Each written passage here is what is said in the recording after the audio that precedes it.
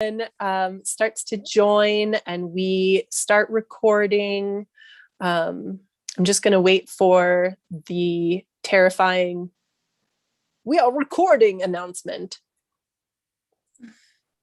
I spake it into existence. I've never had that before. That's exciting.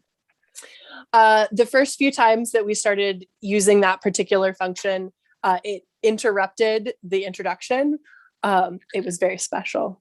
But as folks are coming in, I will start our introduction. Good evening.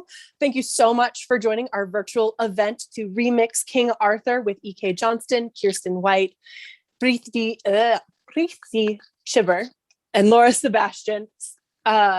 We are coming to you from, I'm Jessica from the Country Bookshelf in Bozeman, Montana, coming to you from the ancestral unceded land of the Apsalaki Crow, Salish Kootenai, Shoshone Bannock, and Ochedi Shikoan people, among others. We encourage those of you joining us from outside Bozeman to learn about the land that you occupy and the stories of its people.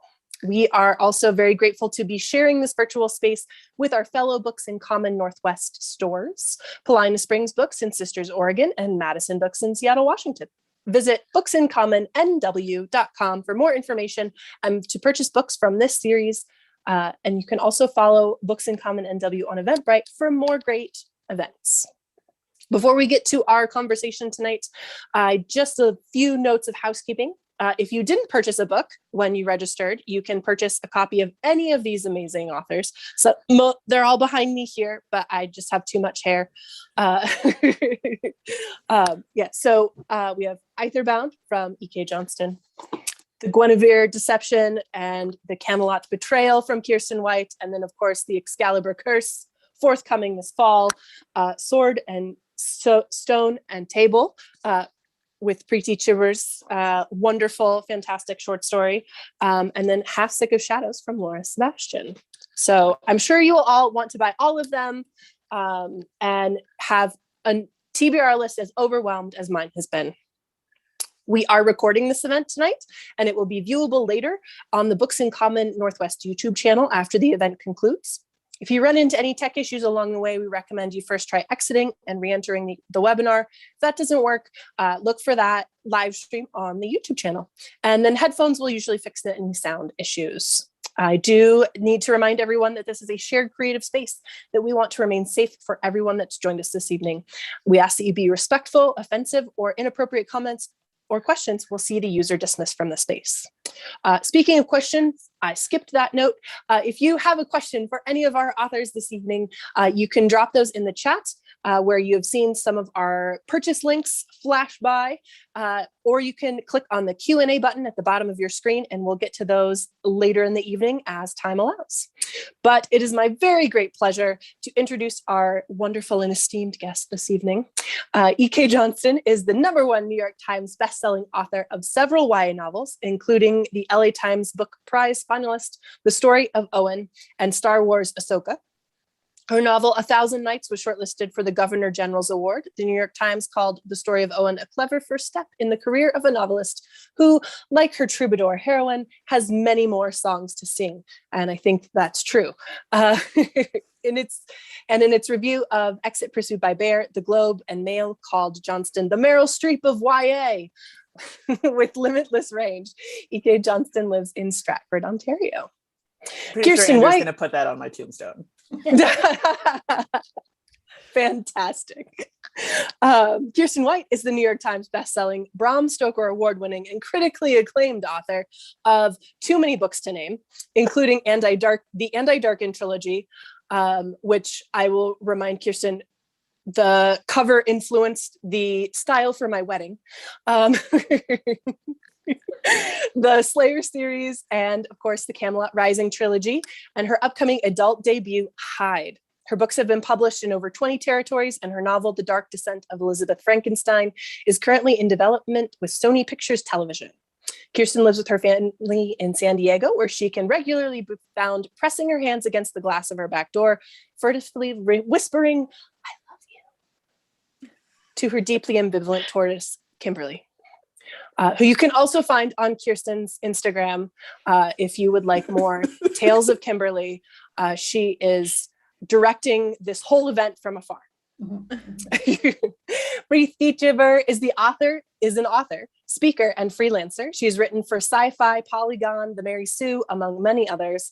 Her debut middle grade and picture book, Orientation, Marvel's Avengers Assembly #1, and A Jedi You Will Be were released in the fall of 2020. She is featured in the forthcoming anthologies Battle of the Bands, which just came out like a week ago. I haven't updated my bio.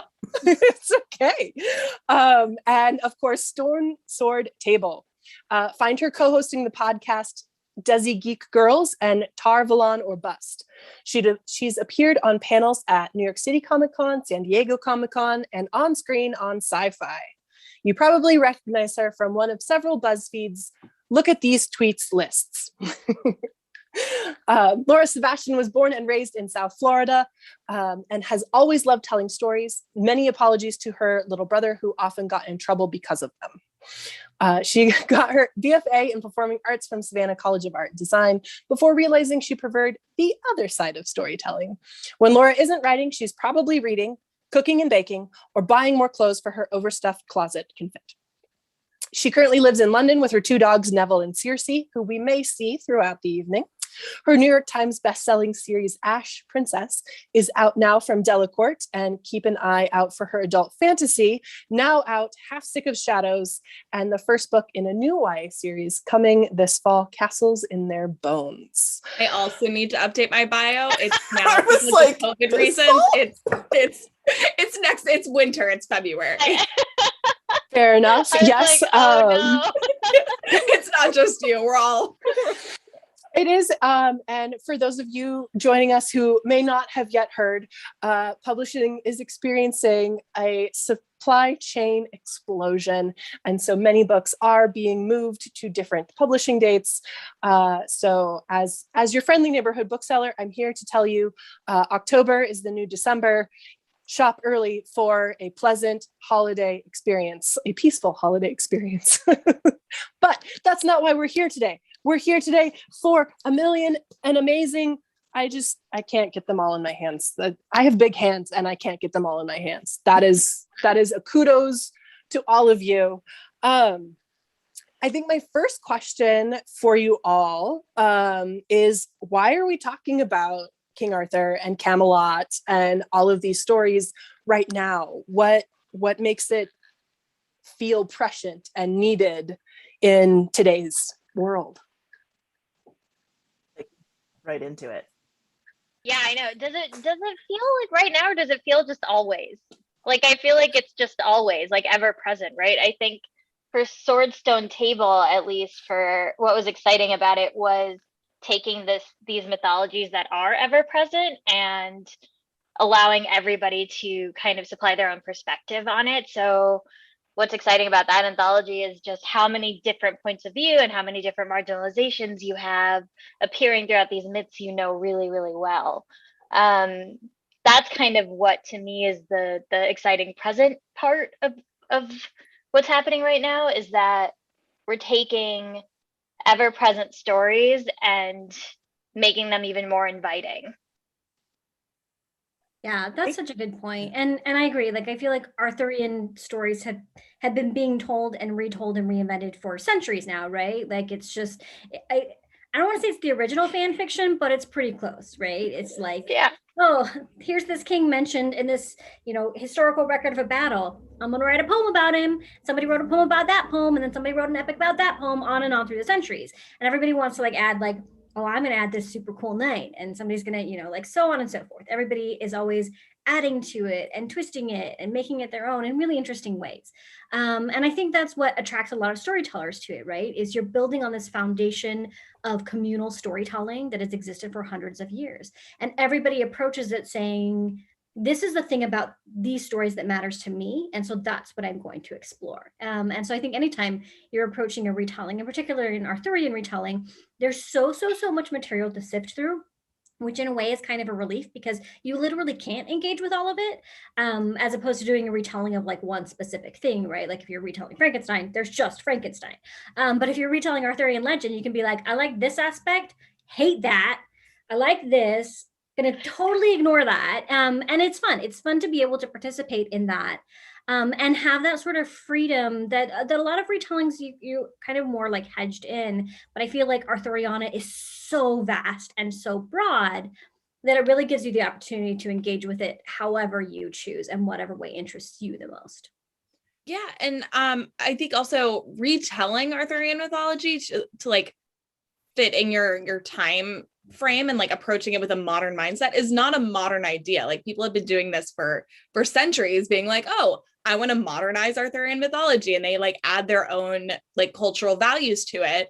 But now that obviously those cultural values feel old, but at the time it was radical, and so it keeps growing and keeps changing, and yeah, it's always growing, always shifting, and I think there's something really magical about that you can always kind of add your own take to this ever-growing canon.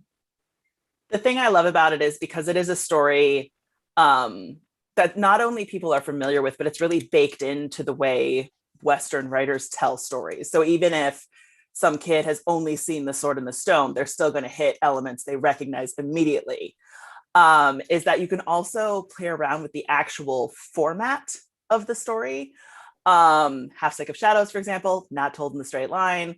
Aetherbound, also not told in a straight line. Spoilers. And you kind of, but that was kind of something I set out to do. I was like, what happens if like Arthur is the last person we get to, and if you're telling an Arthur story?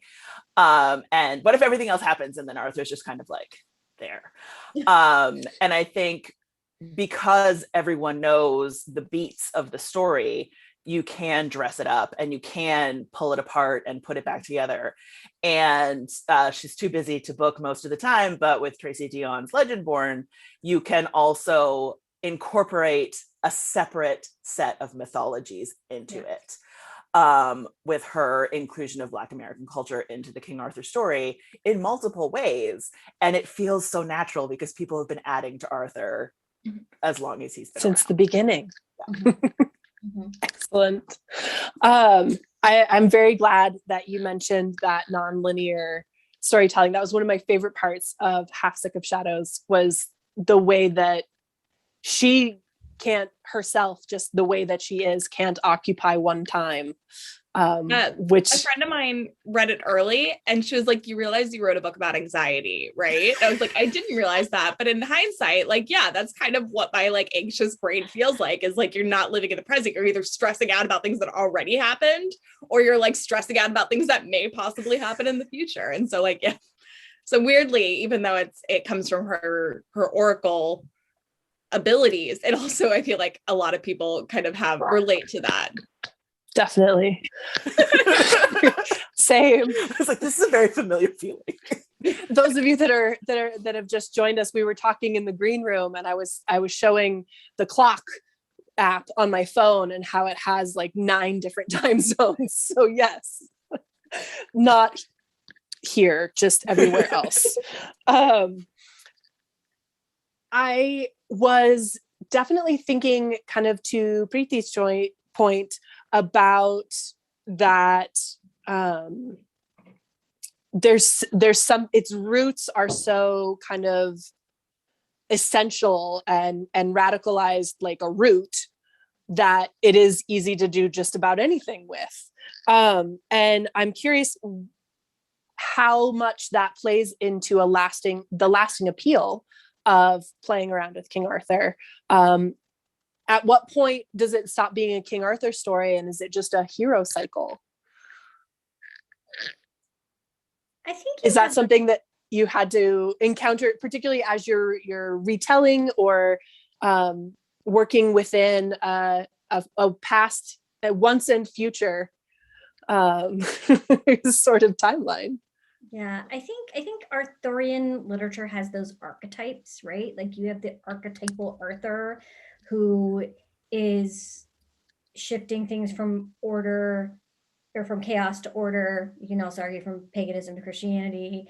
But you know, that goodness, right? That core of justice, and how he interprets that. You have the archetype of Lancelot, the loyal knight. you have. And I think as long as you're hitting those archetypes, you're pretty free to do whatever you want with the characters, because they change so much over the course of centuries of telling. I find actually the problem with retelling is I get so attached to the characters. There's an upcoming book, and I'm not going to say what the title is because I don't want to sound like a jerk, because I'm sure it's fantastic. But in the blurb, it makes fun of Guinevere, and I was like, are you kidding me? Like, that's my girl. And I'm like, no, she's not. Like, she's an archetype that has existed for centuries, but I'm so attached to her now.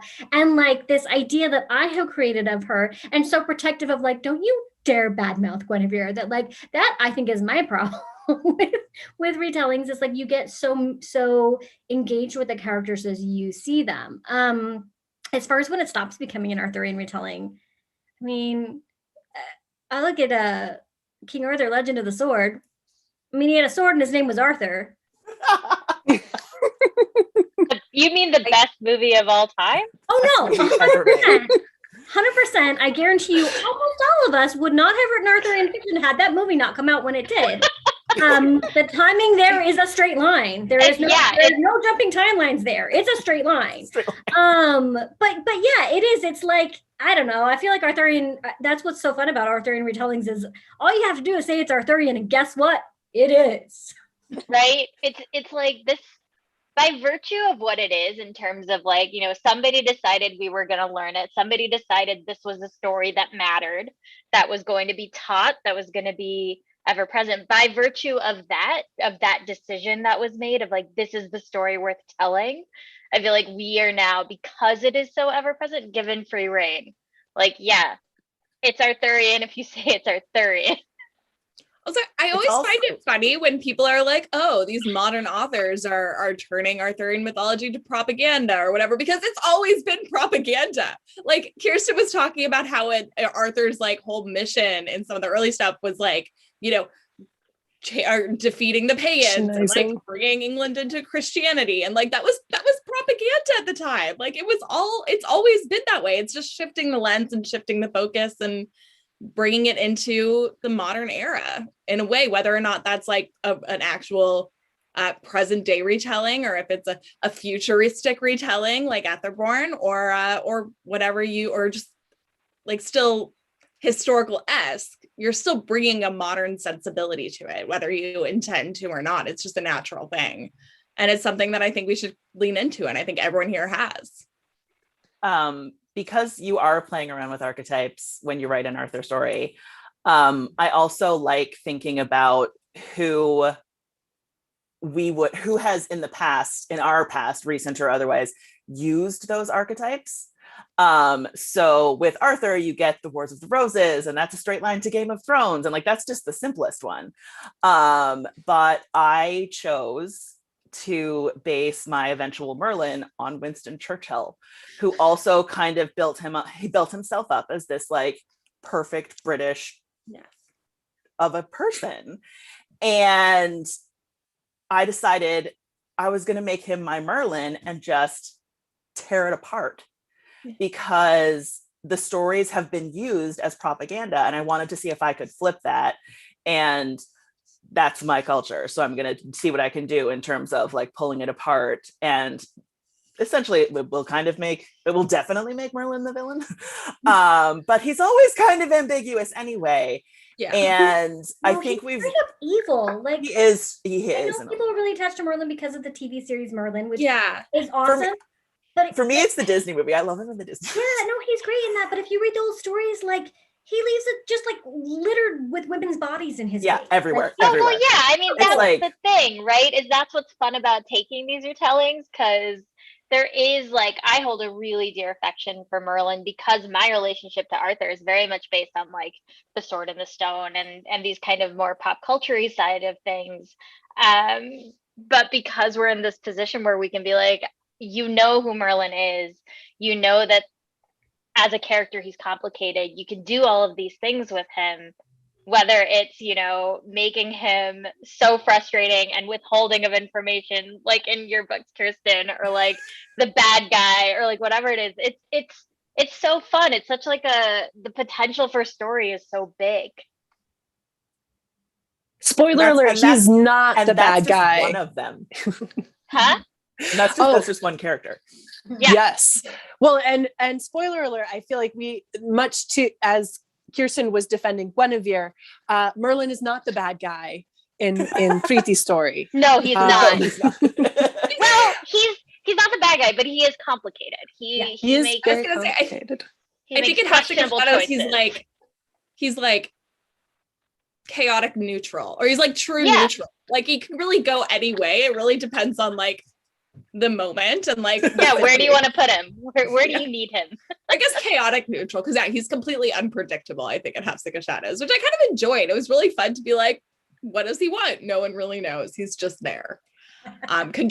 Pulling puppet strings and yeah, which I think is kind of the role in like all of Arthurian mythology, is like pulling puppet strings and setting things in motion and kind of, which yeah, it makes for a very interesting archetype, as Kiersten was saying. Look, I just want there to be a King Arthur Legend of the Sword sequel, and I want Vinnie Jones to play Merlin. That's like all I want. Seen it. You've I've never seen it. You've never seen So How to do it. I haven't. So I've been working on Half Stick of Shadows for like 14 years. And so it got to the point where it was really difficult for me to like watch Arthurian stuff, because I was so attached to like my version of characters that like I couldn't. And so I'm like slowly, since it came out in June, came out in June. To be fair, they moved that date up.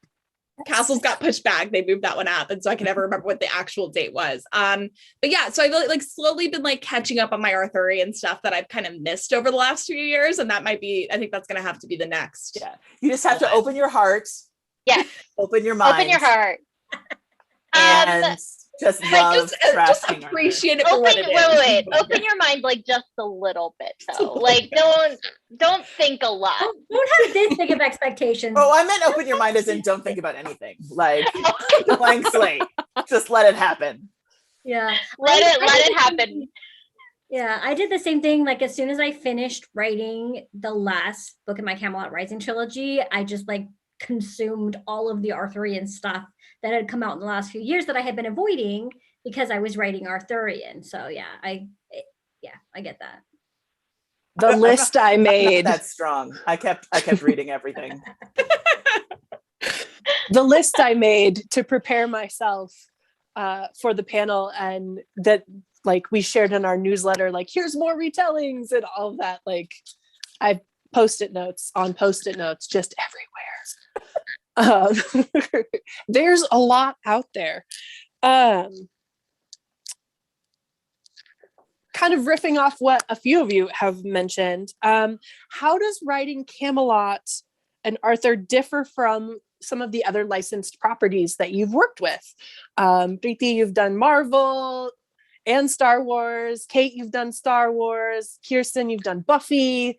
What is the same and what is different? Yet. I realized when everyone else was listening their things, I was like, oh, maybe one day. Your time will come. Yes. Yeah, don't worry. I feel like it's freedom, right? Like with Arthurian legend, there's no one who's like, you're not allowed to do that. Whereas with everything else, there is, but he's some white guy at a university, and like Tracy would beat him up for us. Yeah. Who cares? But there's nobody who's gonna like put a note in your margin that's like, no. Sorry, that contradicts this other storyline that we have going on, so you can't use that here. Yeah. No, yeah, it is. It's total freedom, right? And it's freedom because, again, like there is no canon in Arthurian legend. Like, I love it when people are like, was it the Green Knight trailer came out and people were getting upset, and you're like, you realize, like, Arthurian storytelling is fan fiction. Okay. It's community storytelling. It always has been. Who got upset? I have words if anyone got upset at the Green Knight trailer. I know. I don't know why you would be upset. The most faithful to like celebrating medieval storytelling traditions, right? Like, yes. Personally, I was upset that the Green Knight trailer was not long enough, in my opinion. Like, I wanted it to be longer. That was my complaint. Yeah. And I think I like what the costume designer for the Green Knight said as well. How they were like, we're not going to try and remake Game of Thrones. I don't know why I keep taking shots at Game of Thrones. I know why I keep taking shots. Worth it. But when they were just like, we're just going to go totally totally whatever we want. And I'm like, yes, that's King Arthur. Yeah. And obviously we're just going to keep talking about Trash King Arthur, but that was my favorite part of Trash King Arthur too, was that I was just like, shrug emoji, let's do it. Yeah. When I was starting to love write that. this series, I started researching 5th century England because I was like, I'm going to make it historical. And then I was like, oh, I don't want to make it historical. No. But then I was like, well, you know what? You know what is a genuine Arthurian tradition? Anachronisms. It's always been absolutely riddled with anachronisms, which is really freeing as an author, because then you can be like, I'm just participating in the long story tradition of anachronisms in King Arthur stories. And it's nice because when you're working with a licensed property, there are rules. When you're working in Arthuriana, you know, you might disappoint reader expectations, right? Like somebody who's super attached to Merlin is probably not going to be super jazzed with my version of Merlin. I had somebody write a review saying they really wish there had been more of the Knights, and I was like, sweetie, it's literally called the Guinevere deception.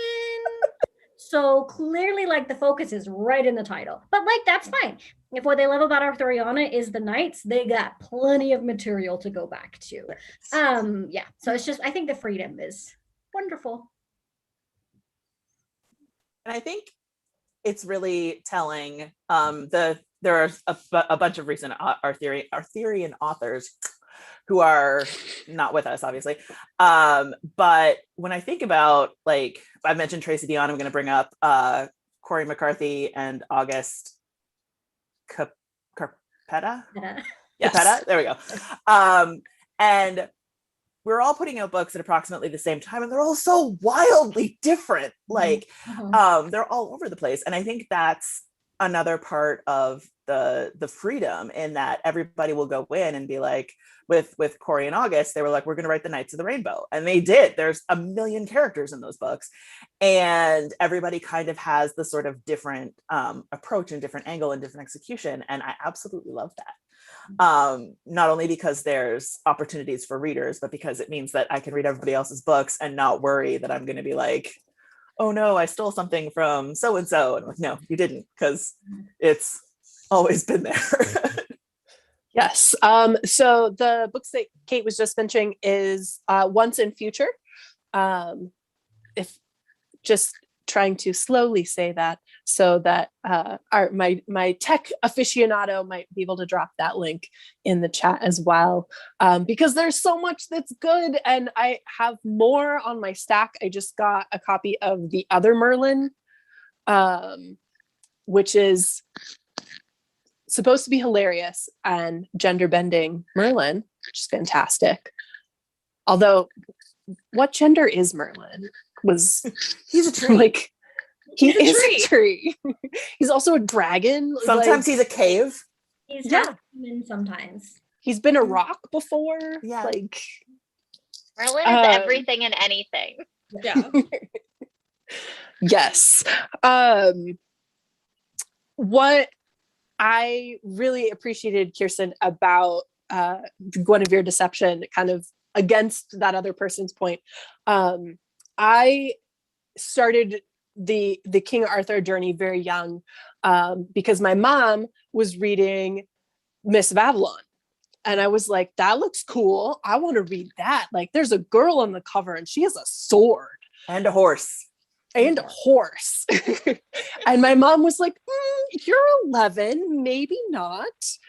And so she set out, she's like, you have to read all of this other stuff first, not realizing that she had raised a voracious reader. So I read all of it in a few months. And then I was like, can I have it now? And she's like, oh, I am a hoist upon my own petard. But that, I feel like Mists is often credited as sort of feminizing and bringing in some feminist points towards into the story of King Arthur, because it does have a lot of dudes running around, and Merlin is leaving a lot of female bodies on the ground. And I loved Guinevere. I don't know how to quite talk about it as a spoiler, Kiersten, so stop me if I'm getting spoilery. But I love the way that you made me excited about Guinevere again. And I really appreciated the way that Guinevere and Elaine both have a very kind of women's magic to them. They're both using knots and weaving and looms and mirrors and things. And I was curious if you could talk a little bit more about the choices that you make for writing these strong women. Yeah. First of all, I want to say whenever Mrs. Avalon comes up, I think we need to put a huge asterisk next to it. I know it was a very formative read for a lot of people, and it felt very forward-thinking and feminist at the time. In retrospect, the author was a genuinely horrendous human being who Absolutely allowed a lot of violence and terrible things to happen to children. So like whenever that book comes up, I can acknowledge that it had an important part of people's lives, but I always want to asterisk that I haven't read it. I refuse to engage with it. If you're going to buy feminist Arthurian literature, buy Half Sick of Shadows. Please. Yeah. But yeah, like it for me, even when the stories feature women heavily, I still felt like for the most part, Guinevere kind of gets the shaft, right? Like she exists to ruin everything. And so I really wanted to explore the feminine aspects of Camelot because so many of the traditional Arthurian stories focus on like the swords and the battles, and the women are always very, very much afterthoughts. Like, and then, oh, and by the way, his wife killed himself while he was gone, or his wife, anyway, yeah. So I was like, I want to explore the feminine aspects of Camelot. I want to see whose stories aren't being told. I want to see the stories that are happening that the people who told these stories didn't think were worth acknowledging, like the before, the after, who's affected by them. So I kind of joked I was doing Real Housewives of Camelot, right? Like what are the politics behind the scenes? What are the dynamics? And yeah, I did want to create a very, very feminine magic because you've got the magic of Excalibur, and the magic of Excalibur is killing. Right? That's what a sword does. A sword is a tool to kill. That's its only function. And so for Guinevere's magic, I wanted it to be very feminine, and I wanted it to be, that traditionally feminine notion of nurturing and taking care. So you're literally nodding in protection, both for yourself and for the people that you love, into this very small, very finite, very secret magic, right?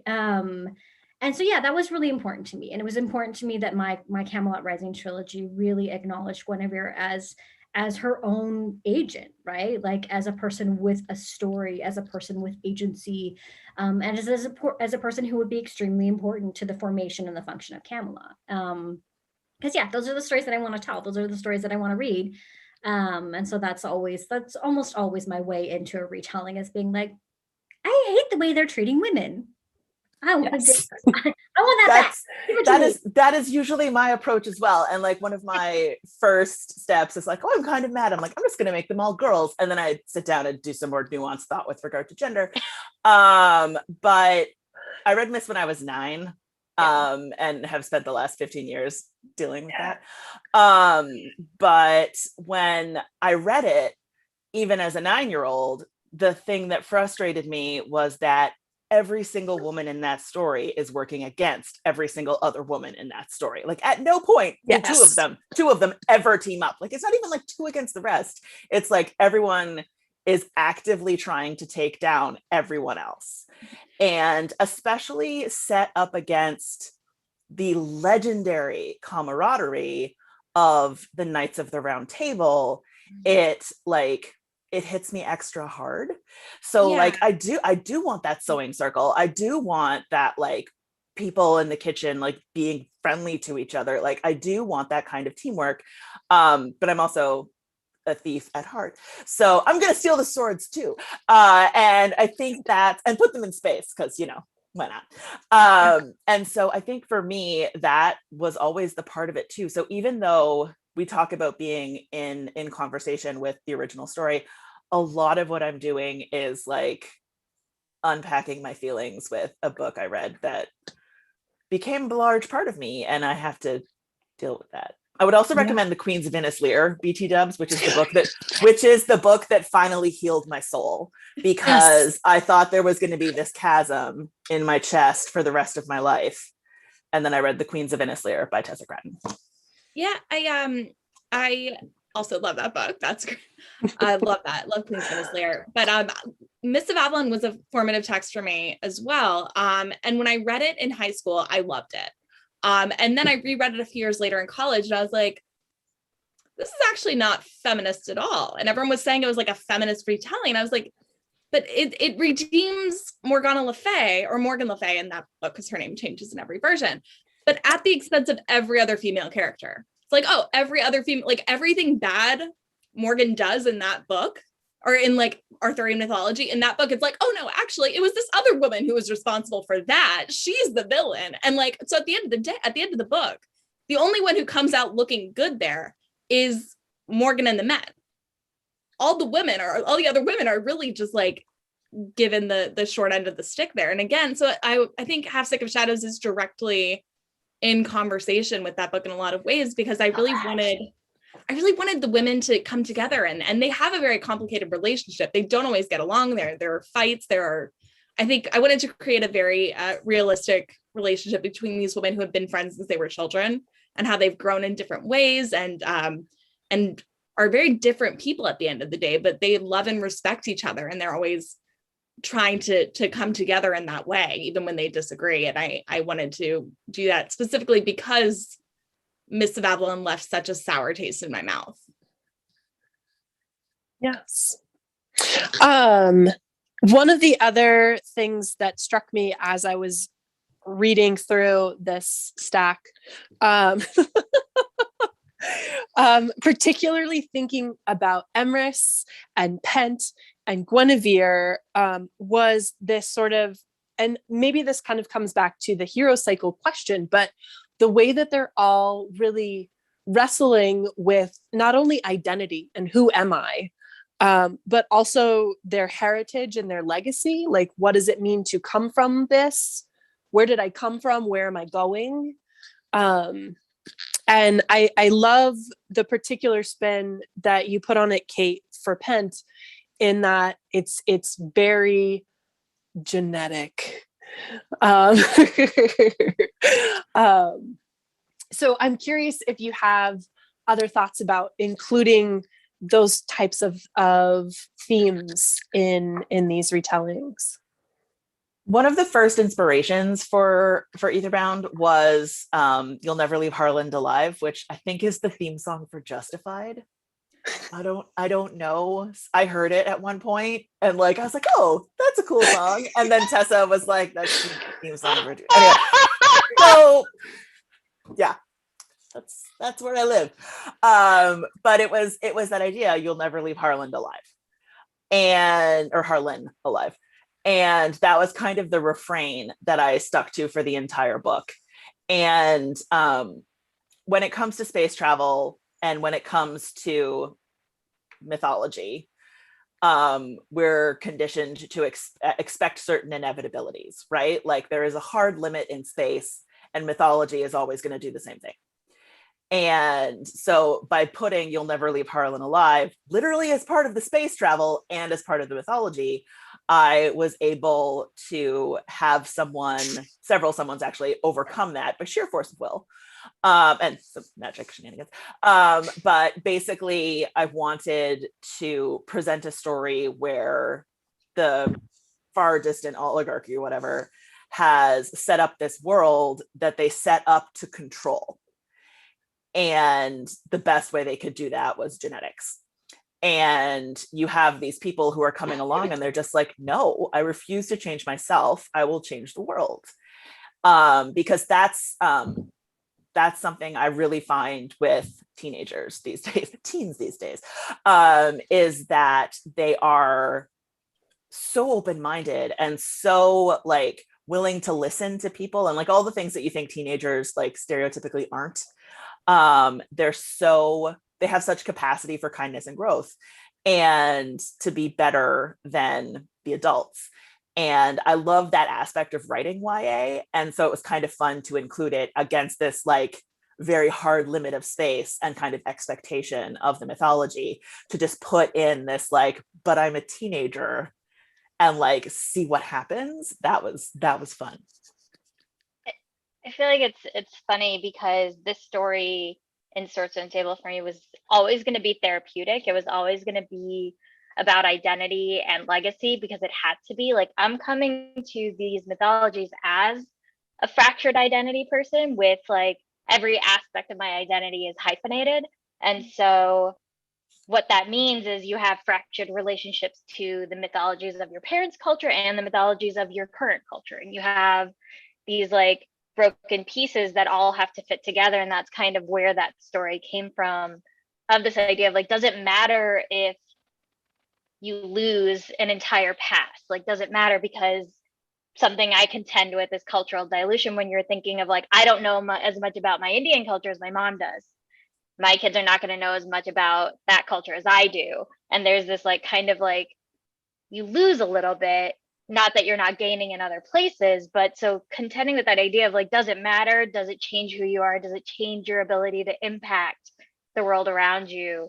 And having all of those like little pieces come in through this story is like very, very important to be told through a story and through a lens that so many people know and so many people have a relationship with. So it was like very conscious of that, and hopefully like works on all those levels, no matter what perspective you're reading from. Like you'll pick up pieces of that, because I think it's something, even though it's specific to me, that everyone can relate to, of like, how much are you leaving, and does it really matter that much? Yes. I'm going to put you on the spot here, Preeti. Is there a story in here that you wish you had written? Jess Plummer is so good. She's so funny and so smart. And like, I'm in awe of how clever she is. And that's the one. I mean, they're all so good. They're all so good, but Jess is the first one that popped into my head because she's awesome. But everyone is good. All the stories are good. They are. Can confirm. So other than these four, can I do it? Maybe. What are your just a little Penrose was here. Other than yours, what are some of your favorite Arthur retellings? So I talked about Miss Babylon being a formative text, but I think a good Arthurian formative text for me was Avalon High by Meg Cabot. Loved that. Just watched that this morning. I read it all the time in like middle and high school, like just like it was on repeat. And I think that had like a very direct, it sort of does a very direct inspiration, perhaps like of Shadows. Loved it. Great. Meg Cabot is, I can't say enough good things. Yeah. There's a lot of books that I really love, but I always come back to Trash King Arthur and The Sword in the Stone as my two. And I think that really like covers the absurdity. And there's characters in each of them that don't show up in other stories, Mim and the Mage. And I fully intend to borrow them both, but like they have this wonderful aspect to the story, but they're also hilarious. And I just like, I will never forget seeing Trash King Arthur for the first time and like finally realizing that it was David Beckham, and there was nobody else in the theater. So Emma and I just like talked the whole time because we had the whole movie theater to ourselves. It was like the most glorious experience of my life. We went back the next day. There were two other people there, and I was like, it's ruined. It's ruined. There are other people here. No. Yes. David Beckham is in this movie. Oh my God. You have to see it. You just have to see it. Every piece of it will surprise you and delight you, as long as you don't spend too much time thinking about it. The best thing that I thought while I was watching that movie was like, did Jude Law put in his contract that he wasn't doing any action scenes? And he did. It's literally in his, like, they were like, hey, do you want to play the villain in an Arthur story? And he was like, yes, but I'm not doing any action scenes. And Guy Ritchie, known for action scenes, was like, yeah, fine. We'll work around it. We'll figure it out. It's so stupid. Just so good. Okay, that movie is amazing. I also want to say when I grew up, my formative Arthurian text was the Mary Stuart Merlin series, which I realize is why I love Merlin so much. And I literally, as we were all talking about it and everyone was bringing up Miss of Avalon, I was like, man, I didn't read that until I was older, but Mary Stuart, I read far too young and loved. And I think that's why Merlin is my like manic pixie, like dream boy, dream tree, whatever. Yes. Dream being. The Dream Crystal rock. Cave and The Hollow Hills were two of the books I had to read before I could read Mists. I forgot actually. I saw Go a high ahead. school production of Camelot also when I was very young. Adorable. And then my mother was like, oh, Mary Poppins is in that. And I was like, oh my God, really? And so then I became obsessed with the Julie Andrews one. And so that's also my main character base for every like my storytelling stuff comes from the movies, but my character base comes from the Camelot soundtrack. I love The Once and Future King by T.H. White. It's one of my all-time favorite books. It's one of those books that I read, and then years later, when I learned more about him and learned that he was probably a queer man, was like, okay, everything makes more sense and is even better now. So I love that book. I think it's brilliant and phenomenal. Legendborn by Tracy Deonn, which we've brought up several times, I think engaged with the Arthurian myth in such a refreshing way and such a dynamic way and such a necessary way. It really blew me away. And then The Green Knight, I loved it. I loved how weird it was. I loved that it leaned into that medieval tradition of storytelling of like, and then this thing happens, and then this thing happens, and then this thing happens, and then this thing happens. And like, I loved it so much. So good. I'm so sad it's not out in the UK yet. Like they keep postponing it here, and I'm like, just want that It's movie. almost, you know what though? It's only like, I'm so furious I didn't see it in the theater. I mean, I do not feel safe going to a theater, so I'm not going to do it.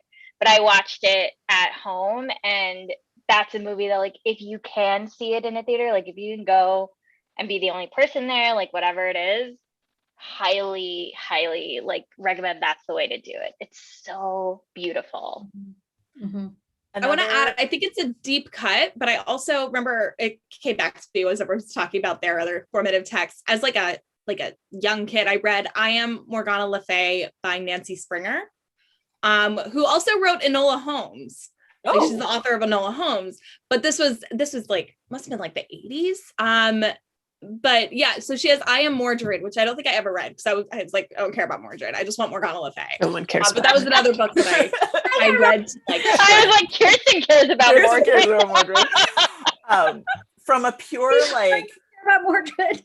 yeah, I care about your Mordred. I just don't care about like traditional Mordred. Yeah, that's fair. That's fair.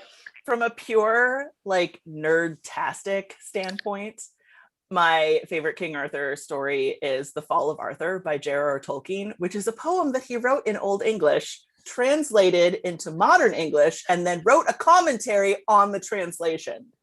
Published by HarperCollins. So it's that's my he's like, what a nerd. What a nerd. I love it. Himself then. Yeah. Basically. Right. He wrote a poem in Old English, translated He it. was like, found this poem, gonna translate it. And then wrote a commentary on the translation. The commentary is my favorite part. I feel like next fanfic I write, I'm gonna do an annotated text. It doesn't matter what it is. I have one of those for Lord of the Rings. We'll talk about it later. Very nice. Excellent. So prior to jumping into Kate and Kiersten's mentions on Twitter to create this panel, I had like the morning before that been arguing with my brother because he is also a King Arthur stan, and we used to make believe play T.A. Barron's The Lost Years of Merlin. Like that was what we played in the park. And we had just been arguing about whether or not there was such a thing as an Arthurian canon. So I'm glad that all five of us can stand here today and say no. And And I think he's watching. So, important question. Is there more Camelot in your futures? Obviously, book 3 in the Camelot Rising trilogy is coming out. So we have the Guinevere Deception, which is available in paperback. Camelot Betrayal, which will be available in paperback, I don't know, November? Probably. And then the Excalibur Curse comes out December 7th. It is the end of the trilogy. I'm super proud of it and I really love it. So yeah, if you want to go down a trilogy rabbit hole, this is a good time to do it. You can read these 2 in time for book 3 to come out. Yes. Exactly. There's time. Also, it looked like Kate was begging you for book 3 there. They didn't do arcs just I because need it's it. printing and it's the 3rd book in a trilogy, so there were no arcs. I can keep a secret. I I just need know. to know. Is the audio, because I listen to the audiobooks and they're so good. Mhm. Is it going to come out simultaneously? I think so. I feel like my audiobooks do. I don't know. I'm going to check. I don't know. I'm going to email, I'm going to send you Our an bookseller email. is checking. Okay. I know. Morning of, I'm going to be like, Kiersten, And I'll be like, where is it? I don't know. I don't know. I'm terrible. Yeah, I don't know. Yes, it looks like it is coming soon. Length to be determined. Publication December 7th. See, So you can bookseller. grab that on Libro FM and support wherever your independent bookstore is. Or you can support Country Bookshelf. Hey, I didn't hear your question, but you can just text me later.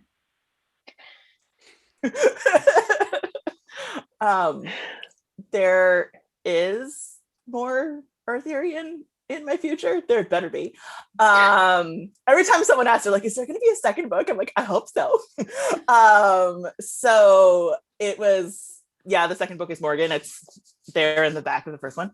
And then we're going to work our way up to Broken Camelot at some point.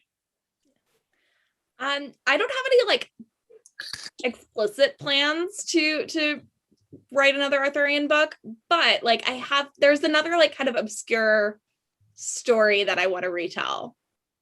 And there's like a nod to it in Half Stick of Shadows. Okay. And I haven't seen it like done. So I'm like, but this, I mean, like I said, this took me 14 years. So like, let's not hold our breath. It may happen. I'm hoping it happens eventually, but I have like 5 other things to write before I can even like get started on that. So we'll see how that goes. I feel like same boat. Nothing officially. Really enjoyed playing in that place for the short amount of time that I did.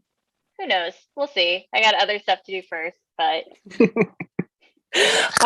do you think that you would do more short stories, Preeti, or full-length novella, somewhere in I between? love a short story. It's so Same. easy for me. It's so much easier. I feel like, yeah, I love it. I wrote that. I mean, I shouldn't say it was easy. That took like 2 years to write that short story. But I love like being able to tell as much of the story as I want to and not have to stress about like world building or like any of that. I can just be like, listen, I got 10,000 words. This is what you get. It's going to be a lot of feelings, some kissing. It's going to be awesome. There we go. And there's some excellent kissing both in Preeti's story and in a few of the other stories, including from one of my favorite romance authors. So here's my plug for kissing books. So we are about ready for viewer questions. If anyone out there in the ether has anything they would like to ask our authors, you can drop that in the chat or just click the Q&A button at the bottom of your screen. I'm going to give you some time to do that and just flash some covers again. I'm like, can I do it TikTok style? Like boom, boom, boom. It is a lot like TikTok. You just need a, Talk like, just need live. a song going on in You the just background. you just and need to be got it. singing like a 6-part harmony of that Grace Kelly song. Yeah, yeah, that's true. Ryan Reynolds is probably available. I didn't ask him if he wanted to join us. I feel like I asked a lot of people, but I did not ask Ryan Reynolds. You know what? I gotta say, I don't like seeing real celebrities on TikTok. I already feel like I'm bad at it. Yeah. To like pull the real celebrities in who can have like production value. I don't No. follow them for that exact reason because the pressure is too high. But I have bookmarked that rendition of Grace Kelly because it's funny and It's I hilarious. enjoy it every time. It's I haven't been very, on very TikTok funny. in a few days just because I've been moving, but I feel like I've already, I don't know the song. Like, I feel like I've like, you miss like a few days in TikTok land and like, you're like a millennium old. It's The years. song- You've like, been in the just crystal getting- cave. Yeah. It The moves song so fast. the song is from when I was in high school. Okay. But it's the Grace Kelly meme where you like record 6 layers of song. And just look up Ryan. It's on his Twitter and his Instagram, so it's like it's not hard to find, but it is. It's very funny. It's basically storytelling in 45 seconds and also hilarious. I did see him like trending and I didn't know why, but now I know why. That was why. Okay. That was why. So Sarah says, this has been a fun conversation and I can't read all of your books. Might have missed it, but Hawk of May by Gillian Branshaw was my fave King Arthur book growing up. Has anyone read it? No, but I'll add it to my post book release Arthurian binge. Yes. After King Arthur, Legend of the Sword. Yes. And Legend of the that Sword is comes clearly Yeah. the number one That's priority. number one. And then report back to all of us on Twitter, like Yes. tag us specifically, Yeah. 100%. maybe even live. Yes. Yes. It's a fun live tweet. I'm not gonna lie. It's a very fun live tweet. We'll see if I'm gonna try to do that for sure. Let's see. Anna says, I love listening to music when I write. Did any of you listen to something Arthurian inspired while writing? Kate, you mentioned You'll Never Leave Harlan Alive. You'll Never Leave but what Harlan else was Alive. there? A lot of Kesha. What else was on that one? Sorry, I've made like 8 playlists since then, so I don't remember. It's always very impressive when people can listen to music. I can't listen to music with words while I'm writing. Oh It yeah, has when to I'm be like too hard. when I'm drafting, it's just Battlestar Galactica, so there's no words. But for my like brainstorming music, Kiersten, what was your Guinevere Deception song? How many times did you listen to it? I actually had a playlist, but for the first book, I listened to Bottom of the Deep Blue Sea by Missio. Do you guys ever, like, you're trying to break a story in your head, right? And you haven't quite hit on it yet. And then a song comes on and you're like, that's it. That's my book in 3.5 minutes. That's the only way I I'm can going do to it. write 400 pages to try and capture the same feeling that musician did in 3.5 minutes. It's very inefficient storytelling. Yeah. If I don't have that song, I can't write the book. Right? Yeah. I feel like I listen to like literally it'll be like 4-hour YouTube videos that are like ambient How to Train Your Dragon. Like that's what I listen to. Kiersten listened Excellent. to Yellow Flicker Beat like 4 billion times while she was writing And I Darken. Only 2,500 times, but yes. And It's also, funny. the weirdest part is I could not tell you any of the lyrics. So that was my song for Ash Princess too. It was like that. That was like one of the primary songs. But for Half Stick of Shadows, like Lee's I Never Learn album was like every song on there is so like perfect for this book. And then also just generally of Monsters and Men, like that kind of sound was like the vibe I was going for. So I listened to a lot of that. I do listen to music with lyrics while writing. I didn't realize that was so weird. No, It's not weird. It's like impressive. I can't do it. Like if there's somebody like singing words in my ear, like I can't write words. Yeah, I I mean, can only do it. I can only do it for brainstorming. If I'm actually drafting, it has to be, and I have to have different music for editing. So I use Jupiter Ascending for editing and Battlestar Galactica for drafting. So in college, I used to, and I don't know how I did this. I used to write while the TV was on. Like my roommates would be like watching TV, and I would be in the corner like watching TV, also writing. And like looking back, I'm like, what? And I mean, obviously, like it was not very good stuff. Like none of this ended up getting published. But, like I was definitely just like in the corner, like, oh, ha ha ha, like just I like like, writing a murder what? scene. Like, it I'm was, like, I don't- here, give me like Howl's Moving Castle, like the carousel song for 3 hours, just on repeat. Like, great. I definitely wrote my college thesis to dog shows. Ooh, because that's just compliments for like Yeah. several hours. Well, and like Oh, like every so literal dog often, shows. yeah, like every so often you'll learn something completely random. So like there's not like stakes are low, there's not a lot of plot, but if you need to leave what you're doing for a second, you can be like, oh yes, the skipper key was a wonderful boat guarding dog. Or whatever. I'm going to out myself here. I very occasionally can listen to an audiobook while reading a completely different book. What? That's like goals. If I could do that, I would be unstoppable. like literally like at this in the same moment. Yes. Like you're internalizing like both Trying to. stories at the same. I don't think I could. I That's can impressive. listen to like music. I can listen to music with lyrics while I'm reading, but that is the extent of it. I'm flabbergasted. Very often. Seriously. I can't even focus enough to listen to audiobooks, period.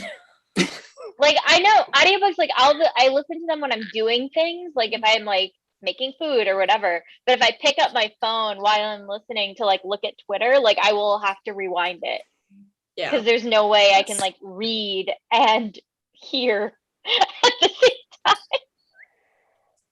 Yeah, I could feel only like listen this to them is- when I'm like walking the dog, and I know I'm not going to be distracted by anything else. That's the only time I can do it. But I am in awe. This amazing. might be feel your like it's this might be your bookseller- superpower, Jessica. Yeah, it's like Yeah. bookseller superpower because everyone comes in there like, have you read this? And it's like trying to stay current with reading anything is like drinking from a fire hose. Like, Yeah. The only way to do it is 3 streams at once. I'm so jealous. I'm going to check for a few more questions if there are any. I don't see anything else, and we are at our hour time. So I might just say a big, gigantic Camelot-sized thank you to all of you for joining us this evening. Please, if you haven't already purchased your copy of Aetherbound by E.K. Johnston, or Half Sick of Shadows by Laura Sebastian, or Sword Stone Table featuring a short story by Preeti Chhibber, or The Guinevere Deception by Kiersten White. Links for that are in the chat, or you can visit booksincommonnw.com and just click on the logo of your favorite sponsoring store to purchase all of these and more. There's wonderful King Arthur stuff to look forward to. Don't forget to pre-order Camelot Curse. No, Excalibur Curse. Excalibur Curse. I almost guessed the title on Twitter. That's my claim to fame. Claim to fame for the end of time. Is I was real close. You don't have any other famous. Like, Kate, you're the Meryl Streep of YA. Exactly. Exactly. So yes, don't forget to pre-order. As I mentioned at the beginning, supply chain, totally bonkers. But thank you all so much for joining us. And don't forget to follow us on Eventbrite for more great Books in Common events. Good night, everyone. Night. Night.